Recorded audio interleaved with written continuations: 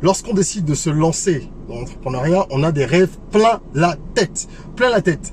Et assez souvent sur le chemin, les désillusions se multiplient. Même si en fin de route, qu'on a du succès, il y a un certain nombre de désillusions sur le chemin. C'est normal, ça fait partie du parcours, seulement qu'on n'est pas prévenu. Aujourd'hui, heureusement, grâce aux nouveaux médias, YouTube et tous les autres, il y a un certain nombre de personnes qui partagent leur expérience, des personnes comme moi qui ont décidé de véritablement donner un petit peu de ce qu'ils ont reçu ou de ce qu'ils ont appris pour que la communauté puisse s'en servir, parce que c'est important d'aider les autres à bâtir sur ses erreurs personnelles. Ça permet aux générations qui suivent, même à votre génération, ça permet à la communauté d'aller beaucoup plus vite, de ne pas reproduire les mêmes erreurs. C'est pour ça que j'encourage les gens à écrire, j'encourage les gens à partager sous quelque forme que ce soit. Aujourd'hui, je vais vous parler d'une de ces désillusions qu'on rencontre quand on est entrepreneur. Il y en a plusieurs, mais il y en a une qui est courante. C'est un piège dans lequel la plupart des entrepreneurs tombent, et c'est ce que j'appelle le paradoxe de l'entrepreneur. On en parle dans quelques instants. Je suis Régis Saizy, entrepreneur multipotentiel, conférencier, formateur et artiste. Nombre de mes projets ont été acclamés et primés à l'international. Mes ouvrages se sont écoulés à plus de 20 000 exemplaires à travers le monde et j'ai formé plus de 5 000 personnes à ce jour sur les thématiques liées à l'entrepreneuriat, au business, au leadership et au mindset. Je partage avec vous sur cette chaîne du contenu propulsif pour vous aider à rêver, oser et créer. Hello les rocks, j'espère que vous êtes solides. Alors aujourd'hui, je vais vous parler de ce que j'appelle, comme je disais, le paradoxe de l'entrepreneur, ok? Juste avant ça, je vous invite à vous abonner et à activer la petite cloche de notification si ce n'est pas encore fait, pour ne rien manquer des contenus que je partage ici. Pour ceux qui découvrent cette chaîne, c'est une chaîne sur laquelle nous parlons de sujets propulsifs. On parle d'entrepreneuriat, de business, de leadership, de mindset, bref, de tous ces sujets-là qui nous permettent de nous améliorer, de grandir, de déployer notre plein potentiel, de rêver, d'oser créer, d'où le concept rock, et de pouvoir, sur le plan personnel, déjà être une meilleure personne, un meilleur être humain, et sur le plan professionnel, d'exceller. Pour moi, les deux vont de pair. C'est pour ça que le mindset leadership, ça va pour moi avec entrepreneuriat et business. Donc voilà un peu l'objectif ou la mission que se donne cette chaîne, et vous découvrirez des vidéos quasiment tous les jours. Abonnez-vous, vous ne le regretterez pas. Alors, qu'est-ce que j'appelle le paradoxe de l'entrepreneur? Vous savez, lorsqu'on veut lancer un business, lorsqu'on veut se lancer en entrepreneuriat, on a des motivations diverses. Pour certains, c'est le besoin de gagner beaucoup d'argent vite, ce qui n'est rarement le cas. On peut gagner beaucoup d'argent en étant entrepreneur, même beaucoup d'argent rapidement, c'est pas fréquent. Bref, il y a cette illusion-là souvent, il y a ce désir-là en tout cas. Il y a le désir aussi parfois de changer le monde, de révolutionner les choses, puisque les entrepreneurs sont des personnes qui révolutionnent le monde, qui apportent des solutions qui permettent à la communauté de résoudre des problèmes. Donc il y a aussi cette motivation, il y a la motivation de gérer son temps. Bref, il y a toute une flopée de raisons pour lesquelles on peut avoir envie d'entreprendre. Mais il y en a une qui revient pratiquement tout le temps, c'est presque un dénominateur commun. C'est le besoin de liberté. Ce besoin-là de pouvoir gérer son temps. Les gens se rendent compte de plus en plus que nous sommes dans un système qui esclavagise en fait tout le monde. C'est de l'esclavage moderne. Lorsque vous travaillez, vous avez un emploi conventionnel, vous travaillez de X heures à X heures, vous n'êtes pas maître de votre temps, il n'y a pas forcément toujours la satisfaction pour tout le monde. Certains s'y plaisent bien et d'autres non.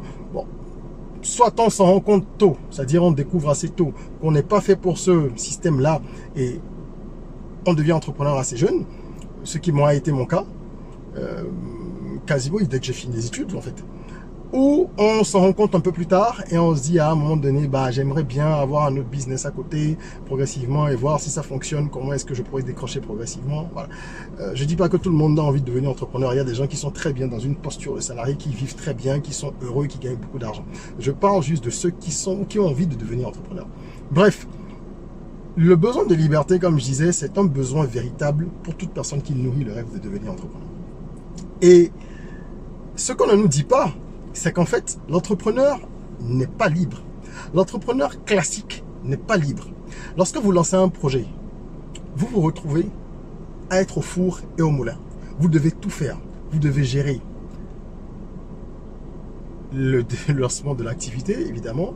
À l'opérationnel, vous faites tout. Vous êtes le comptable, le comptable, le directeur commercial, la secrétaire, le directeur communication, vous êtes à la logistique. Vous faites tout au début parce que vous êtes généralement seul.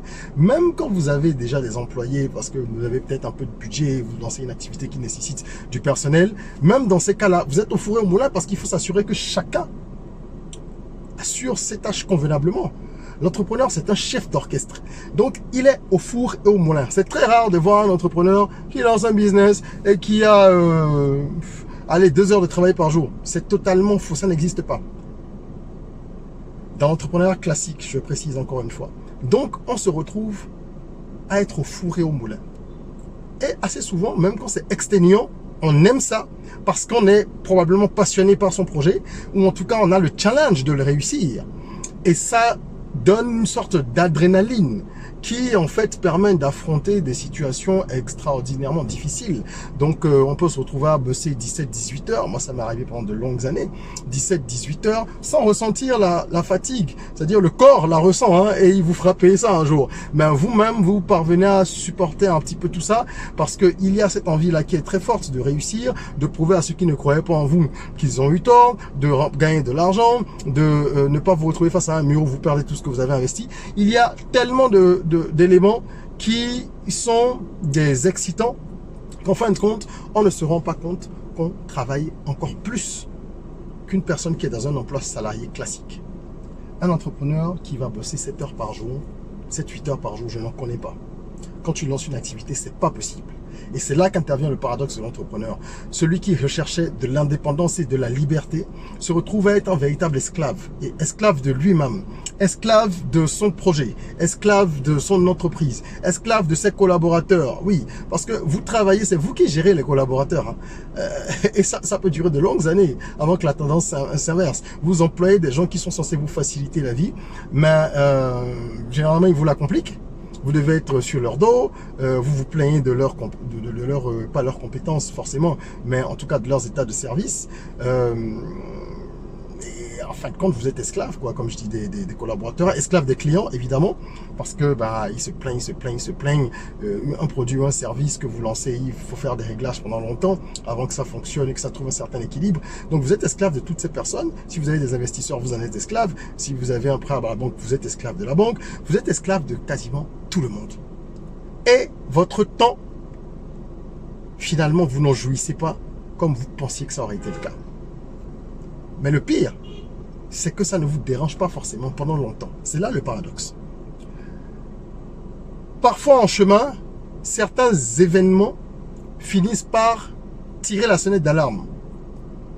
Je dis parfois, parce qu'il y a beaucoup d'entrepreneurs malheureusement qui restent dans ce cycle-là, qui devrait durer quelques années, c'est un passage obligé, mais qui parfois dure des décennies et ils restent dans c'est plus qu'un cycle, c'est un cercle vicieux dans lequel parfois, enfin souvent vous retrouvez les entrepreneurs, et ils sont amortis à 50, 55 ans, ils sont complètement amortis, même quand ils vont de là professionnellement, qui travaillent encore jusqu'à 60 ans, après vous les voyez complètement cassés, morts. C'est là qu'il faut comprendre que l'entrepreneur a besoin d'une hygiène de vie et d'une discipline personnelle forte. Ça implique s'accorder du temps, comprendre à un moment donné qu'il faut débrancher, qu'il faut suffisamment déléguer. Comprendre qu'à un moment donné, si votre business ne peut pas être piloté partiellement au moins en automatique, ça veut dire que ce n'est pas un business. C'est pas un business rentable. Il y a la rentabilité financière, mais votre vie n'a pas de prix. Elle n'a pas de prix. Si vous devez réussir au prix de votre santé, ça ne sert à rien, que ce soit la santé physique ou la santé mentale. Donc, une fois que vous avez compris ça, vous commencez à analyser les choses autrement. Et si j'en parle, c'est parce que trop peu d'entrepreneurs arrivent à comprendre ça. Il y en a vraiment peu qui prennent conscience de cet élément-là et qui se disent à un moment, je ne suis pas dans le bon business, ou alors je ne gère pas bien ce business-là, je devrais faire autrement, ou alors changer complètement de business, ou passer à une autre formule. Il y a des gens qui ont débranché, qui étaient entrepreneurs, qui sont devenus employés, et qui sont très heureux. Donc le mouvement inverse dont on parle souvent des employés qui deviennent entrepreneurs existe, mais il y a également des gens qui font le voyage dans l'autre sens. Et encore une fois, qui sont très heureux. Le plus important pour vous, c'est véritablement de trouver ce qui va vous donner l'équilibre. Et ce paradoxe-là, ne tombez pas dans ce piège. Si vous tombez dans le piège de l'entrepreneur esclave qui n'a pas du tout de temps, sachez que c'est quelque chose de normal au début et pendant un certain nombre d'années. Hein, c'est variable selon la personne, le type de business, l'environnement, le marché, tout ça. Mais il ne faut pas que ce soit éternel. Sinon, on n'en sort plus. Moi, je l'ai vécu pendant, on va dire, 6-7 ans. Et je l'ai payé au prix fort. J'ai fait un bon burn-out en 2021, au sens propre du terme. Heureusement, il n'a pas duré longtemps. Ça a dû être, oui, à peu près 2 semaines. Parce que j'ai eu le bon environnement, le bon encadrement pour rapidement me ressaisir. Et parce que j'avais aussi mené déjà des réflexions pendant longtemps qui m'avaient permis de comprendre que je devais sortir d'une certaine phase. Et c'est ce que j'ai fait, seulement que je l'ai fait progressivement. Tu te lèves pas du jour au lendemain pour changer de business, pour changer de façon de vivre, pour changer tout ton schéma de vie, tes plans. Non, c'est pas ça. Tu le programmes. Mais il faut le faire. Sinon, on tombe dans ce paradoxe-là où on veut être libre et indépendant et finalement on est esclave et acculé. Et ce n'est pas intéressant. Ce n'est pas quelque chose d'utile. Ce n'est pas quelque chose de profitable pour votre vie. Donc, chers amis, si vous êtes entrepreneur, commencez à vous poser la question suivante. Comment je fais pour que mon business se mette en mode automatique, au moins partiellement d'ici 2 ans, 3 ans, 4 ans, 5 ans, tac, tac, tac, tac. Qu'est-ce que je fais? Si vous n'êtes pas entrepreneur et que vous envisagez de le devenir, sachez que cette phase-là, où vous allez être un esclave et que vous n'aurez pas du tout de temps, elle est inévitable, que personne ne vous leurre. Mais sachez aussi que maintenant que vous avez cette information, vous devriez, dès le départ, avant même de vous lancer, vous fixer un objectif, une date butoir à laquelle vous dites « Je ne dois plus être en train de faire ceci ou cela ». C'est très important. Ce sont des choses dont on parle peu quand on parle d'entrepreneuriat, on parle de business, de stratégie, d'idées de projet, des collaborateurs, les compétences, blablabla. Mais on parle souvent de cet aspect. Le paradoxe de l'entrepreneur. Il faut le connaître pour apprendre à le maîtriser progressivement. Et ça va vous donner de la sérénité, une certaine quiétude, une clairvoyance qui va vous rendre encore beaucoup plus compétitif, beaucoup plus performant. Donc voilà ce que je voulais partager avec vous dans cette vidéo. Et j'espère que ça sera utile pour vous. C'est un piège, comme je dis. Est-ce que c'est un piège? C'est une étape. Mais vu qu'on ne s'y attend pas, généralement c'est un piège. Et maintenant que vous le savez, vous ne devez plus tomber dans ce piège. Vous devez l'anticiper et l'apprivoiser. Voilà. En attendant qu'on se retrouve pour une nouvelle vidéo, n'oubliez pas, prenez soin de vous, de votre corps et surtout de votre mental. Rêvons, osons, créons, soyons rock.